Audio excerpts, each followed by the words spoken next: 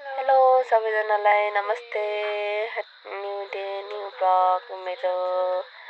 अनि आज म चाहिँ बिहानै उठेर घाँस काट्न गएँ। घाँस काट्न गएर घाँस लिएपछि मेरो बोका खसीहरूलाई देखाउँदैछु आदि। अनि अहिले चाहिँ हाम्रोतिर चाहिँ चारोको अहिले सिजन छ। अस्ति त थिएन, अहिले चारोको सिजन छ। अहिले चारो खोजेर चारो काट्दैछु।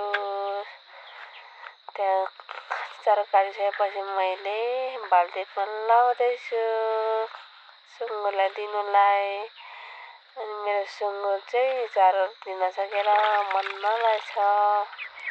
चारो दिन सक्दिनँ, एउटा सुँगुर पाल्न सक्दिनँ, म गरिब मान्छे। त्यहाँदेखि मेरो काँक्राको बिरुवाहरू देखाउँदैछु। मैले काँक्रा रोपेकोहरू अब कहिले यो ठुलो भयो खानुपर्ने। काँक्राको फर्सीको अन्त खोर्सानीहरू रोपिरहेको छु। बोडीहरू यो चाहिँ अक्टोबरै खोर्सानी एक बोटले हामीले खानु पुग्छ। यो चाहिँ खुक्सी भन्छ हाम्रोतिर, खुक्सी। अनि यहाँ चाहिँ मेरो चल्लाहरू छ।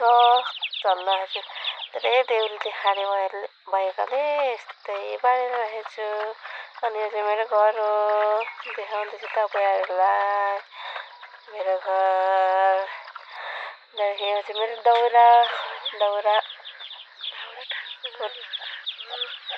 अनि देखाउँदैछु तपाईँहरूलाई। अनि म मेरो कालीसँग स्कुल जाँदैछु, कालीसँग। अनि त्यहाँदेखि म मेरो काली बाइक देख्नुहुन्न, बाइक देख्ने बित्तिकै bomb bomb bomb bomb bomb bomb म चढ्ने अरे।